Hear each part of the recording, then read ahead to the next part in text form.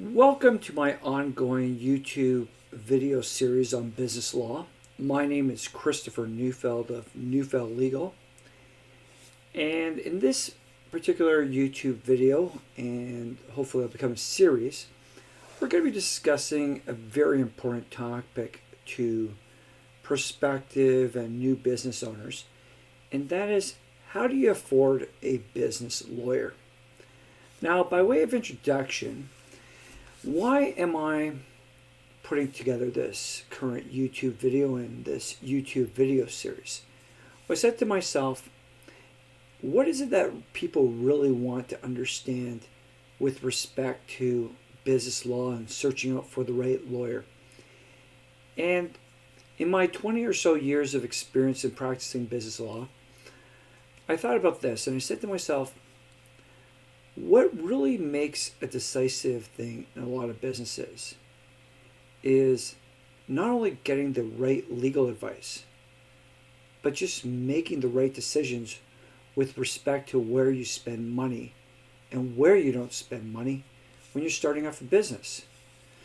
So that is why I decided to do this particular YouTube video, because understanding how and why you would proceed with a particular course of action and why you would spend money with a lawyer, why you would engage a lawyer, is extremely important to a lot of businesses when they start up. So let's look at it this way. What I want to talk about in this particular YouTube video, and I'll talk about other aspects in subsequent YouTube videos, is the fact that you really got to consider what you're spending your money on. And this both goes with respect to the legal and the contractual work you do at the beginning of your business, but also what you're spending your money on elsewhere. Because if you don't really know what you're doing and you don't have the proper people around you, you can spend a lot of money and it won't really be advantageous to yourself. Because when I look at a lot of people, they'll spend money even on legal stuff that's not really the most pertinent to their particular pertinent business. So they'll say, this is important, but this isn't important. Or they might even, here's an even worse example. They go and get themselves a suggested budget. Either it's from these quasi consultants out there, or they go on the internet and they have a budget. And the budget says, you spend this much on that, you spend this much on that, you spend this much on that. You focus on this, you get professional advisors who probably don't know their head from their ass. And then you do this legal work, and you do this accounting work, and you do this advertising work, and you spend money on this, and then on top of it, the people go and get their own crazy ideas spending. And it's just a total waste of money on garbage. So they'll have an outlay of, let's say, $100,000, $200,000, and they'll have loans from banks, and they'll get money from friends, and they'll get their life savings and their retirement funds, and they'll change their stocks over, and they'll be taking all this money, and they'll say, oh, but the budget says I should only spend a couple $1,000s on a lawyer, and I should spend the lawyer's money on this or that, and I should really focus on what I really need to know. And it's just a whole bunch of wasteful garbage that you're spending money on, and you're setting yourself up for disaster. Like, in all honesty, that's what it is. And I hate to say it, but you need to get people who understand what they're going to provide you and understand what you're doing with the business. And if you're not doing that, then you shouldn't even be getting into the business, because if you want to throw money away, there's no purpose in it. You're better off getting your own, working for somebody else, and letting that person throw their money away if they're doing that, or if they're smart enough not to throw their money away. But at least that way you're assured a return on your time and effort, and you're not throwing money down an endless hole. So I've gotten off onto a bit of a frenzied diatribe right now. Let me just pull back a bit. So, when it comes to where I see business law and where you engage a lawyer, really what you should not come into it is some preconceptions. And whether it's from the internet, from other people, advisors, junior lawyers, non-business lawyers, or what have you. What you need to do is really take a few minutes and discuss, well actually before you discuss, lay out what you want to achieve, what your business is, and what you're looking to achieve with your business. Most people haven't even spent the time. They might create budgets and stuff like that, but they have no sense of what they're wanting to do with their business and what they're wanting to get done with it. They haven't properly assessed it. They haven't taken the time to review materials, to speak to people, to look at YouTube videos like our own that really want to discuss and tell you what you should be focusing on before you get into a business and make the financial commitment. So you want to engage with a knowledgeable, experienced business lawyer early on in the process. And you want to say to them, I'm looking to start this business. And you want to tell them what type of business you're doing, where you're doing the business, what your market is, and what you're selling. Whether it's selling products, selling services, what your expectations are, who you're going to be hiring. And just let that sit out there with the lawyer. Because the lawyer is going to be, like myself, will get a firm grasp of what your intentions are.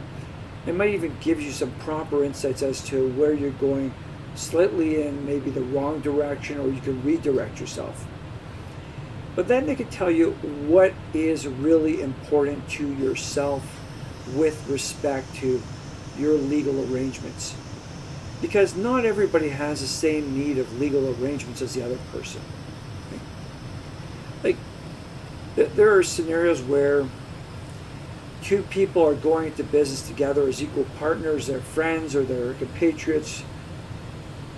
Then what they need of paramount importance is a unanimous shareholders agreement or partnership agreement.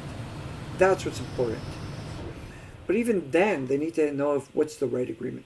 Just getting some simple boilerplate template and putting that in place might not necessarily be the right thing, because it's based on presuppositions that are not specific to your own business, not specific to the dynamics of the people involved.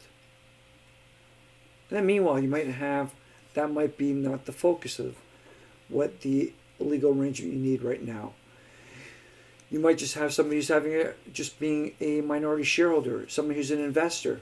Then you structure stuff appropriately that's not necessarily a shareholders agreement, but that satisfies that particular arrangement. Meanwhile, you might not even have a co-partner in it. So what happens if you don't have a partner in it, another fellow shareholder in the business? You still probably need agreements. You might need sales agreements. You might need commission agreements. You might need non-disclosure agreements. There's a whole range of agreements, and every one of them has to be particularized to your specific business. But you need to know what you need to have prepared for yourself. And the thing is, a knowledgeable lawyer with the right information specific to your business, specific to your goals, and specific to the people who are involved in the business and who is going to be reached out in the business, will be able to very quickly determine what should be your priorities. And based on those priorities, you should be looking to move forward. Because it's relatively straightforward. But the thing is, if you're going to be investing all this other money into the business, you really should be focusing on the critical documents and the critical legal arrangements and contractual arrangements, which are the basis for your own business arrangements, which are going to be the determination, in large part, of whether you succeed or fail, and whether or not you retain the profits that you're entitled to. Like, you can structure a business however you want, go out, make lots of sales, hire lots of people, bring in partners, fellow shareholders, and if the whole thing's a mess, Yes, you saved a couple dollars in the beginning with not spending the money on the lawyer. But you know what? Down the road, you're going to be kicking yourself because you'll be looking at this YouTube video later on and saying, "Look, what did I do wrong?" And what you did wrong is you didn't engage the appropriate professional, being in many cases a lawyer who understands business law and understands what you as a new startup need to be focusing on. Like, yeah, I realize it could sound a bit conceited, and you could say, well, I'm a bit tight on funds. Should I really do this or should I push it off? You know what? In all honesty, you shouldn't push it off. If you want, what you should do is instead look at what you're spending money on elsewhere and really determine if it makes a lot of sense. You know what? Even lawyers can tell you, if you list out what you're doing, they'll, you know how many businesses I've seen and seen where they waste money, where they spend money improperly, where they could have made a couple smarter decisions and saved them tens of thousands of dollars. And you know what? If you save $20,000, why not spend that $10,000 on a lawyer? I'm not saying spend it on myself, but spend it on an experienced, reputable lawyer and get the stuff done right beforehand, so that you say you don't spend $20,000 here. You take $10,000 of that money, you put it towards a lawyer, and you know what? You got better control of your business. You reduce your potential for litigation, and you don't have money being pulled away in 15,000 different directions because you didn't have controls in place. That's the difference between succeeding and being a successful business in 5 years and saving money now on a lawyer and wasting your money elsewhere. Yeah, it sounds a bit harsh, but it's a reality. Because if you waste your money, it's gone. And it wasn't really a wise investment. Because truthfully, you open up, you spend a couple more minutes. Most of the time, there's ways. Given how many times even lawyers operate their own business, they know where you can save money. To give you some practical insights at the same time and save you a couple $1,000s here, a couple $1,000s there. It makes a lot of difference. Get the proper professional advice, proper legal advice, and just don't throw money away. Like, if I thought throwing money at the lawyers was a waste, I'd say it, but it's not. Same time, if you come and you say, well, I want to do this and I want to do this, and I say, some of that stuff is a waste of money, I'm not going to advise you to do it. If you want to spend the money there, yeah, you can do it if you have the money sitting around. Nothing wrong with it. But there's a lot of stuff that people throw money at, even throw money at lawyers at, and it's a complete waste of money. There's a little return on your investment. You got to focus your investments. That means focusing your money where you should be with the lawyer. And the lawyer should also be able to tell you that your focus should not be on this, but on that. And that is very specific. It's not, I'll look at, here's standardized stuff, and I'm going to go push it forward. And I'm just going to rely on that. I'm going to pick up a book and pick up some free legal guidance and run with that. Like there's nothing wrong, and they are appropriate, certain legal startup packages. Can do a wonderful job. But when you're going to get a legal startup package even, the lawyer should be advising you that some of the stuff is very generalistic.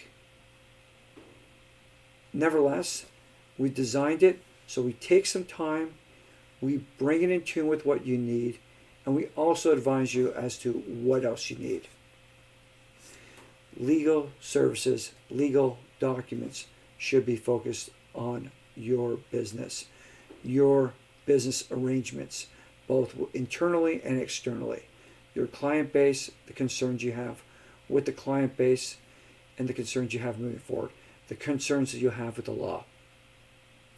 Because if you start getting it right in the first place, you start spending the money correctly in the first place, you'll be able to spend more money with those lawyers because your business is going to grow and you're not going to be wasting money. And that's what you got to be focused on when you're trying to afford a lawyer, is not wasting money. Spending money wisely.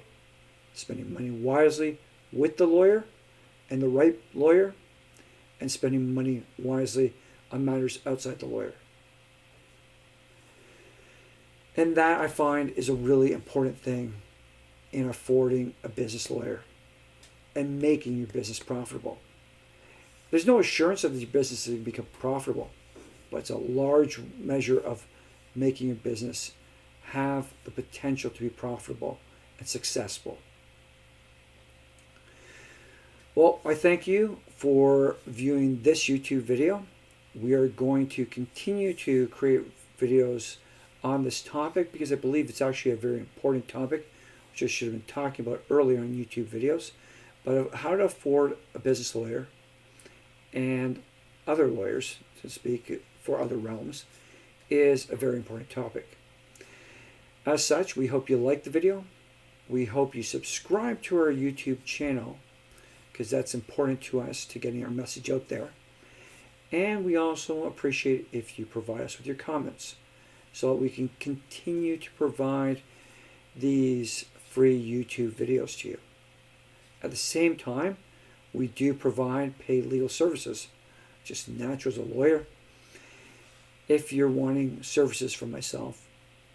So all that information is contained underneath this video in the information section, and we look forward to seeing you soon enough as we talk more about helping you and your business succeed and navigate through the challenges of the law and legal contracts. Thank you.